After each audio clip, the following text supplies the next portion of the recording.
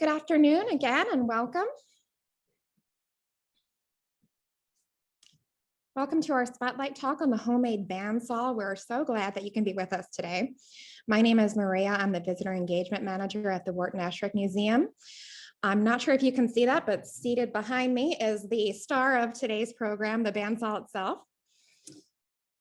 To those of you who might not have been able to join us for one of these programs before, allow me to give you a little bit of context. During our extended closure over the pandemic last year, we started a number of virtual program series. In addition to the Spotlight Talks, we have Creatives on Esherick, in which contemporary artists reflect on their practice and the influence of Esherick. The next one of those is going to be coming up on August 10th. I can't believe August is coming up already. It will be a talk with Christian Burchard, the second place winner in our annual juried woodworking show, Wood End. You can head to our website, whartonesherickmuseum.org, then under visit and then under events to register, probably similar to what you did for this. You can also view the entire woodworking show there itself. We also have curator conversations in which our Director of Curatorial Affairs and Strategic Partnerships, Emily Zilber, talks to other professionals in the field about a number of topics. Those were always really interesting. And Spotlight Talks are these very brief, maybe about 20-minute deep dives into one particular piece or a group of pieces or even a topic related to our collection. This month we have Wharton's Bandsaw. And in keeping with that theme, I wanted to mention that I'll be leading a virtual storytime program for young kids with the Phoenixville Library, where we will read from the children's book, The Toolbox, talk about Wharton, some of the tools he used, and do a craft. So again, that's this Friday at 10. That's going to be really fun. If you have any kids in your life, I hope you can join us for that. Next month for our Spotlight Talk, we're going to take this very fun virtual trip to the shore. So we hope you can join us for that as well. The Spotlight will focus on a woodcut map that Esherick made of the Barnegat Bay. And we'll talk about some of his connections to New Jersey and to the beach and sailing. So that's going to be a really fun way to sort of unofficially bid goodbye to summer. We have since, of course, once again, reopened for tours and are actually sold out until September, when we're going to be expanding our tour schedule just a little bit. So you can review our guidelines and make a reservation on our website if you're in our area. So coming back to today's program, again, we are going to be talking about this homemade bandsaw. So what I'm going to do is give you a quick peek at it and introduce you to the man who made it. And then I'm going to pass it over to my colleague, Communications and Public Programs Director, Katie Wynn, who's going to give you a much closer look at the saw itself and talk about some of Esherick's network. We ask that you please keep yourself muted for the duration of the program. If you have any questions, you can go ahead and put them in the chat. We're going to do our best to address them with the time that we have and maybe get to a few more in our follow-up email. Otherwise, we've set aside a few minutes at the end of the program, so if you'd prefer to just unmute yourself and shout them out, then you can go ahead and do that. Okay, Katie, so I think we can get started with the next slide.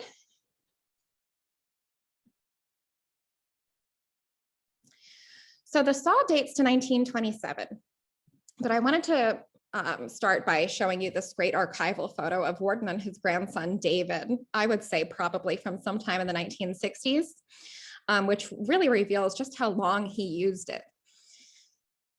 The saw itself is motorized, which we might not expect from Wharton. As Katie's going to discuss a bit more, he primarily used hand tools. And I think there can be this assumption, we tend to romanticize that he did so as a matter of personal philosophy, that he had some sort of objection to using power tools. That's not so much the case. He said that he would use just about anything he could get his hands on. So more a matter of necessity than philosophy, it seems.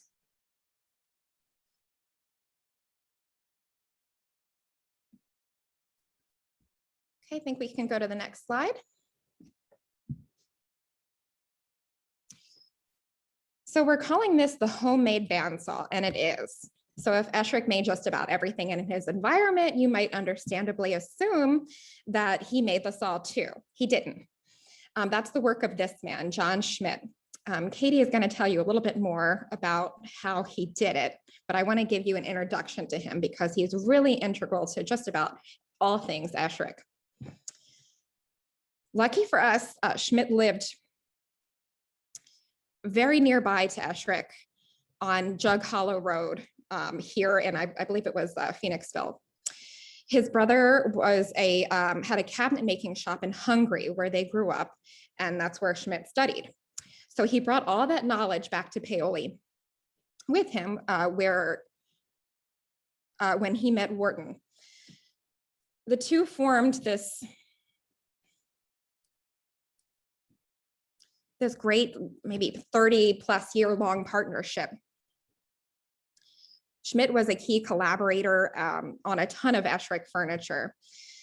And their skills really nicely complemented each other, with Esherick possessing more of the artistic skill or vision and Schmidt possessing a lot more of the technical skill and experience. A lot of visitors to Esherick's studio will ask, okay, well, so where was it that he actually worked? Because the studio is packed pretty much wall to wall with his finished pieces. Part of the answer to that is in Schmidt's shop. So if you go to the next slide, I will give you a glimpse at that.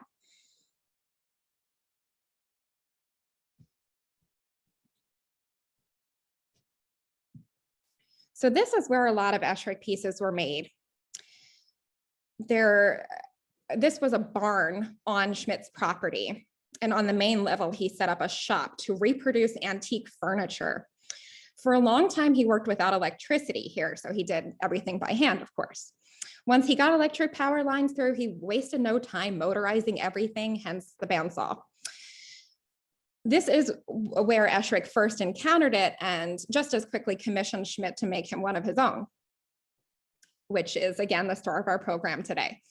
Ours is one of, I believe it was 3 like it.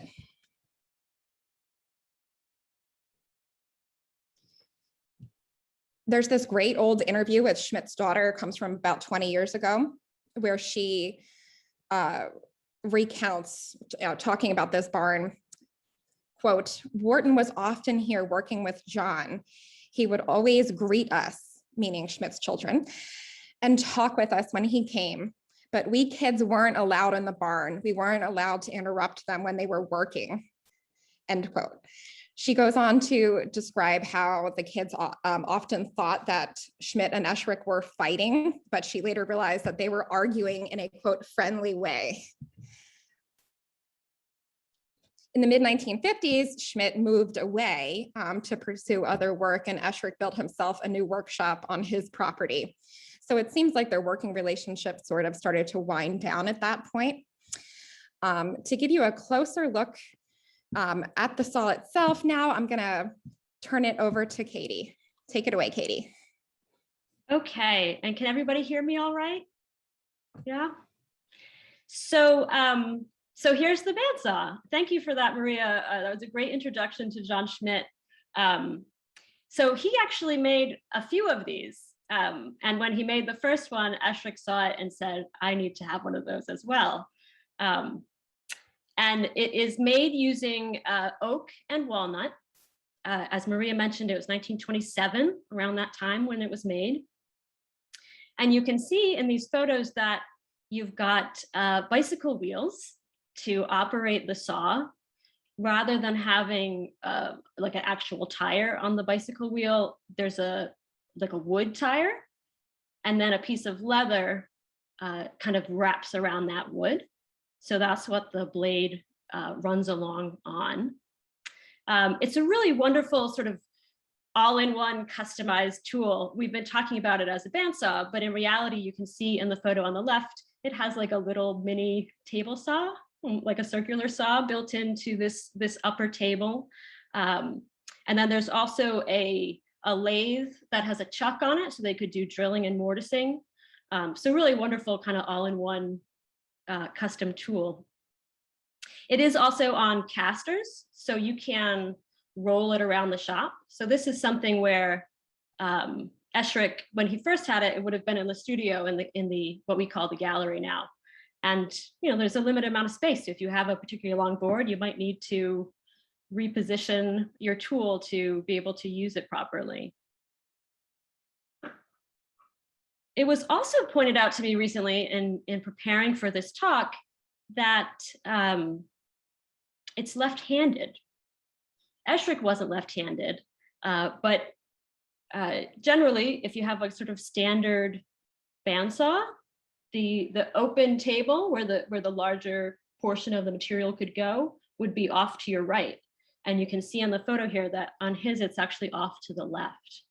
So, so he wasn't left-handed. So whether that is something that John Schmidt did, if it's something that Esherick requested for some other reason to sort of accommodate certain needs of the shop, or perhaps if it's something that was dictated by the mechanics of how he was sort of engineering and pulling this thing together, we can't be quite certain.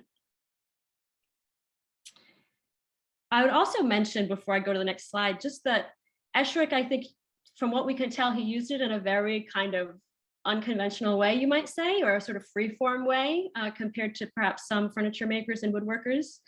I suppose that's not a surprise to anyone, but Esherick would often play around with how can I lift the board up? How can I pivot something on this sort of horizontal axis to get some curves and some different shaping to it, almost trying to use it more like a sculpting tool. So in fact, one neighbor sort of described it as he was drawing with the bandsaw, which I thought was a really wonderful quote. So in this next slide, you can see some of that customization I'm talking about. And I think something that's really wonderful about looking at somebody's wood shop and looking at the tools they've used for many, many years is where they start to change things and customize things in order to really specify it to their needs.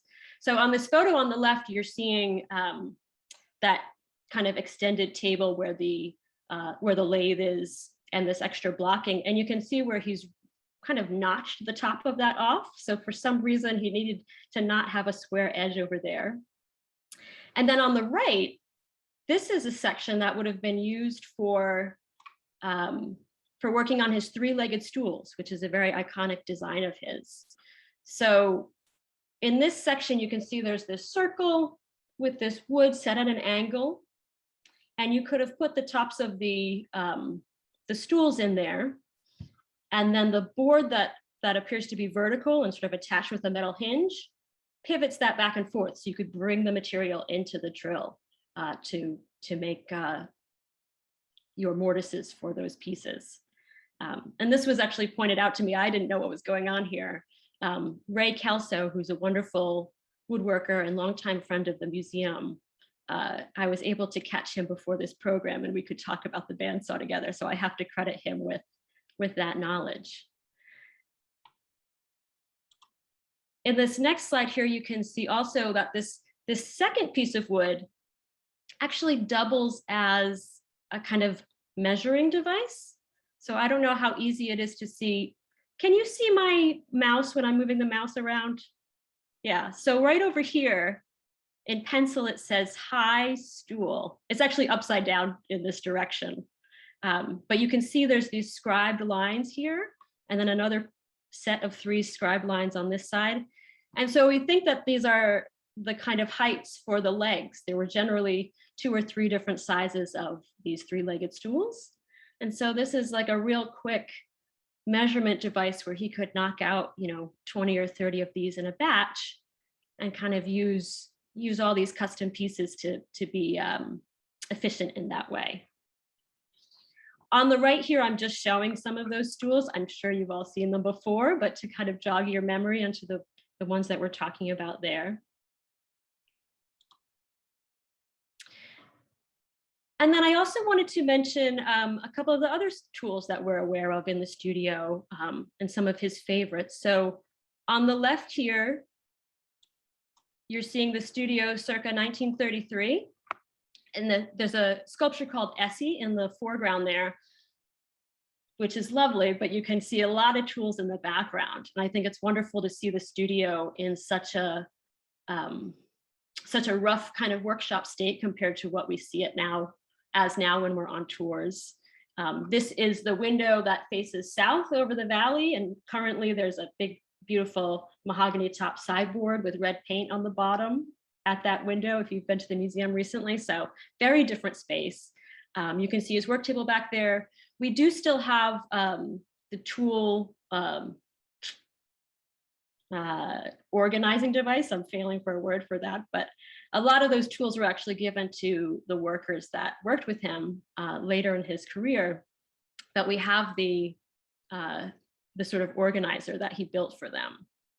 And then on the right, you're seeing another shot from 1934, so similar time period. The sculpture Oblivion is to his right as he leans in this very, well, dramatic kind of, he has a bit of attitude in this photo. And he would always say that the broad axe was one of his favorite tools for carving. And you can see there's a few pieces, a few tools laying to the right against the door there, and one of them is a broad axe. And that's a tool that's well named because the axe itself is sort of wider than what you think of as a common sort of width of an axe blade. And he would love to sculpt with that. He's what we would call a direct carver. So he was going after these pieces of wood and removing large chunks and such with the broad axe. It's also the same tool that they would have used to hew like logs in the 1700s, 1800s. When you see those hand-hewn beams, they were probably using a broad axe for that as well. Later on, of course, when he was a little bit too old to be swinging an axe, he came up with other solutions. So in this example, you've got Rhythms and Rhythms 2, which are a couple of his last sculptures. Rhythms is now actually down at the Philadelphia Free Library at the branch on Broad Street, and I forget the cross street, but it's the South Philadelphia Free Library, part of their Percent for Art program. But this is an example where rather than swinging those axes, he started using chainsaws, and he started using the guys that were working for him to help fabricate these pieces. So in the picture on the right, you're seeing Ed Ray, his wood supplier, is facing the piece where we can see him. And then Wharton is to the right, and with his back to the camera is a guy named Bill McIntyre, who would come to work for Esherick for many years. And in this last slide, I'm just going to close by talking a little bit about those two guys that worked for Esherick, because they were really a big part of the story. And certainly Esherick couldn't have done all the things that he did without the help of these people in his circle. So we opened talking about John Schmidt. Bill McIntyre started working for John Schmidt when he was just 12 years old. He was a neighbor, just like John Schmidt. These guys were all kind of living in the same couple of roads together up here on Valley Forge Mountain. And so between working for John Schmidt and Esherick, Bill was involved with this furniture for about 45 years. He was really integral when it came to working with Wharton as kind of stepping in as sort of designing and planning when it came to the joinery when John Schmidt retired. So as Maria mentioned, in the 1950s, John Schmidt was moving away. Wharton had built his new workshop, and Bill McIntyre very quickly, was brought on board so that they could continue with their furniture making. And then on the other side there is Horace Hartshaw. Horace had built a house on Jug Hollow Road, which is the same road that John Schmidt lived on. And Esherick would be walking back and forth to John Schmidt's shop, and it came to know Horace through that, and also came to see the work that he and his brother were doing building this house. So as he became impressed with what they were capable of, started to bring Horace on board for his own work. And he started working with him in the 1950s, and by 1960 was working in the shop full time to help with the fabrications. Horace actually published a wonderful little book of recollections. It's called Pencil in the Hand of the Master. I have a copy here with me. You can see all my little tabs from where I keep track of wonderful quotes and things that I've read. In this booklet, Horace is really just talking about wonderful little stories of work habits and shop habits and things that they worked on together. It's a really nice direct little connection. If anyone is interested, we do have it for sale in our shop, and it's just a really nice, direct from the horse's mouth kind of a booklet. But a few of the things that I wanted to share with you from that book, since we're talking about those shop habits, and just close with a few of those thoughts. Esherick, and this is what Horace talks about in the book, he was very interested in having a lot of privacy in the shop. And so he was always careful to not have a lot of visitors come over. There was an instance where Horace had a friend in the shop for a little while, and Esherick didn't really care for it. And his solution was to just go over to the studio, and he just waited till that person was gone. He didn't want to have a confrontation, but he also couldn't really work with that kind of public facing attention. He also has a quote in there that Wharton would say, fools and children should not see unfinished work. So he was very interested in keeping people away until the finished product was ready for them to see it. He talks about how they started their workday around 8 o'clock. Horace would get there and he would be cleaning up the shop. Esherick would come over maybe a half hour later, and then by 9, Bill would arrive and they could sort of all start the day. But at that time, and this is, getting into the 60s, Esherick is older, he wasn't doing a full day's work in the shop. He would be planning a lot, he would be designing, he would be in the studio, listening to classical music, according to Horace. And we'd just sort of come over to get these guys started, to guide the plans, to check in with them, and really trusted them to be able to do a lot of the fabrication. Certainly, he was deeply involved with each piece, but these two were very capable craftsmen in their own right, and had worked with him long enough to be trusted. And I think the last thing I'll just mention from this booklet by Horace Hartshaw is that he mentions a couple of times how Esherick had a wonderful temperament to work with. And he talks about how Esherick never told them to hurry, never kind of showed this sort of growl or anger that he was in this, he never shared his frustration with them in that way. But I think it's just a wonderful aspect of his furniture. If you're making furniture that is going to be sculpture, that has to kind of live up to that importance and that level of beauty, then you really can't ask people to hurry when they do it. So I think that certainly comes through in the furniture. And with that, I think we've gone a little bit over. So I just want to thank you all so much for listening to us and going through the slideshow today.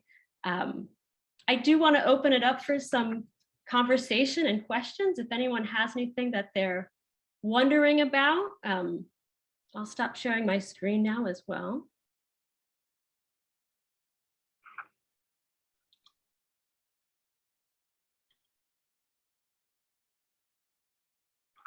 I'll mention also, and I may have said this in my talk, but the reason that we don't have too many of Esherick's tools still at the museum is because when he passed away, those two guys, they were essentially losing their employer, and the family recognized that. And so they were very thoughtful to give a lot of those tools, which by that time included, a joiner and a planer and a table saw and lots of other large tools.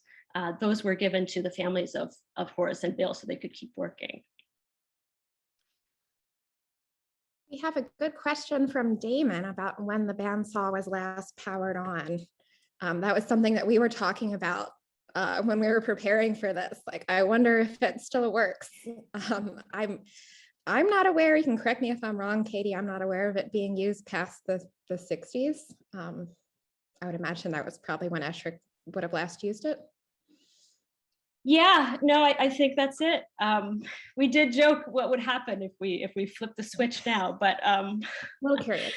Yeah, it's become a historic museum collection object now. But whether Bob ever, Wharton's son-in-law Bob ever turned it on in the 80s if we needed a quick cut, I don't know. Katie, if I may, a comment. Please. You had talked about Horace Hartshaw, and one time Horace said to me, you had mentioned that sometimes they maneuvered the bandsaw to accommodate pieces. Horace told me there were times they actually had a piece so large, they moved the bandsaw through the piece rather than the piece through the bandsaw. And also, Yes. Esherick's son, Peter, worked with Wharton in 1940 when they put the dining room floor in, the apple and walnut dining room floor. And Peter described to me that they would work on this. And he said, my father would go downstairs to the bandsaw and cut and shape a piece and bring it up. And then they'd play with it till they got it to fit how they wanted it to fit. So that bandsaw was certainly put to use. Yeah, that's wonderful, Rob. Thanks for sharing that. Yeah, it's interesting. It stuck around for decades. It was the go-to tool there.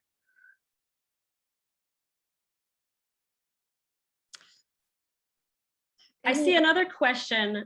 Sorry, Maria, I think you're looking at the same thing. If there's any other unconventional or homemade pieces of equipment. I'm trying to think. One thing that comes to mind, this might not be what you're imagining, but one of my favorite tools that I didn't find room to put in this slideshow is actually a glue block. And it's this big, massive hunk of wood that has a carved handle into it. It doubles as a doorstop, so that's what we use it for sometimes, or it's placed near the door of the studio, but it actually would have been used for the weight of it to hold down some pressure on there. But it has these wonderful, carved marks in the material. It's definitely handmade and custom, and probably the nicest glue block anybody has. Michael has his hand up. Michael, do you want to unmute yourself? I believe I'm trying to. Can you hear me now? Yep, you're good. Okay, wonderful. Michael Fortune here. I'm a furniture designer and maker outside of Toronto. About 1971, I was at Sheridan College, which is a commercial furniture design school.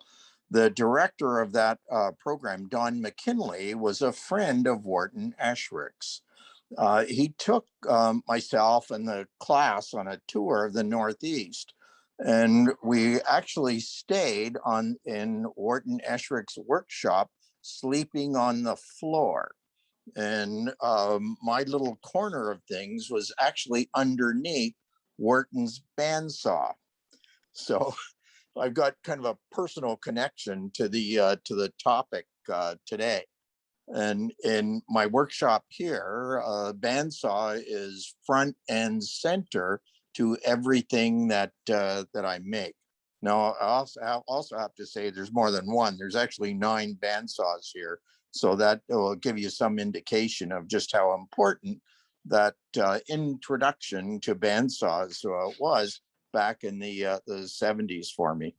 So thank you very much for the opportunity to revisit the workshop and that bandsaw. Thank you so much for sharing. That's amazing. Hope it brought back some good memories. Can I say something? Please, yes. I could probably add quite a bit, but I'll try not to. John Schmidt lived at the bottom of Jug Hollow Road, and my father, Horace, grew up on Jug Hollow Road, and my grandparents' house was at the top of Jug Hollow Road, where my father then built a house, and that's where Esherick actually, I continue to this day to eat off of an Esherick table that Esherick designed to go into my father's house when he was building it. As far as the bandsaw usually sat in the shop right back near the fireplace, and would be wheeled out for use whenever it needed to be used. And it was the main tool used by my father and Bill McIntyre for many of the projects. it's the first bandsaw I ever used in my life to cut things on. And that would have probably been during that time where my dad and Bill finished off work, and Ren had students at the shop after Esherick passed away. So I would go to the shop with my dad at that time and learn to cut little circles out and things. I was probably 10, 11 years old at that time and would cut shapes on the bandsaw. All the way up to my father's death, a bandsaw was the most, as the other gentleman said, a bandsaw in a shop is like front and center. And there were many times where my dad would lament not having that bandsaw to work on. I don't know if it being left-handed had anything to do with it, but that bandsaw was, you were able to control and move a lot bigger pieces of wood on that saw than you would on any other normal bandsaw.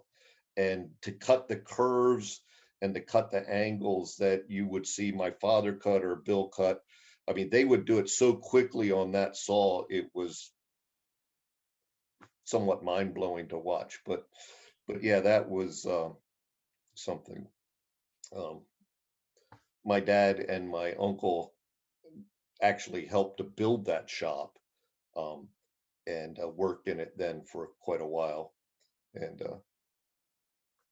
it was interesting when I was a kid, when Wharton wasn't around. When I was a kid, my dad would walk home to eat lunch every day from working in the shop. And then sometimes when Esherick was away, which he would be sometimes in the afternoon, my dad would take me up to the shop in the afternoon, and I would literally ride the blue horse or roll around on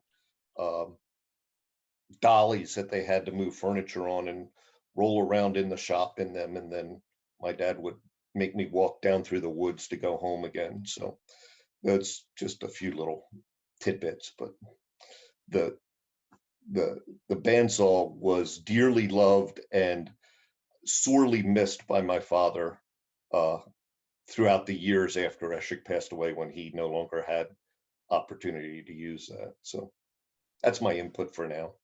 Thank you so much for sharing those stories. I was hoping when you were on the guest list today that you would want to chime in and share some of those firsthand stories. It's really wonderful, and it's nice to know that the tool was as useful as it is interesting. Just to look at in retrospect, that it was an essential part of the shop and all of those things. I also mentioned, I just typed in that I have a few tools. I have some of the tools that I'm not sure were Esherick's or not. I do have one or two hand saws that were Esherick's, and I do have one of those axes you were talking about that I know was Wharton's, and at some point in time they may end up at the museum when I'm done using them. But because I still make furniture, I'm working on a table right now. Fantastic. So those things still come in handy at times. So, but I don't have children or anything to put it to, so they may come to the museum. Well, we would be honored to talk about that with you, and sure. And we're also just generally grateful that you're a part of our community anyway. And as I mentioned, I love having access to those recollections and that your father wrote, and we have some oral histories and interviews from him as well. So it's a wonderful resource. I just wanted to mention, I know that we've gone way over. How could we not? It's such a special spotlight. I noticed that there was a question from Damon Manny if the table saw and the bandsaw ran at the same time, and I'm pretty sure that they didn't. That's what I've read there. That would be that's the safer option, right?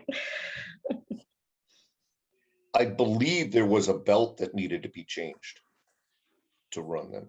I'm not 100% sure on that, but I think. Yes. Perhaps if we open up that cabinet, we could do a little investigating on that. But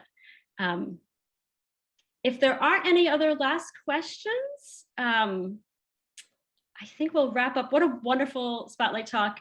I love that every time we have one, I feel like some great, people in our community come forward to share some stories, and we really love that. We will send a follow-up email with to capture some of the different links and things that we may have talked about in today's spotlight, and we hope that you'll join us for some events in the future. With that, I'll wave and say goodbye. You're welcome to unmute yourself and give a quick goodbye if you like. Thank you. Goodbye. Well done. Yeah, nicely done. I'll look forward to more events at the Esherick Thank Museum. Yes, please stay in touch. Plenty more to come. Thank you. All right, thank you.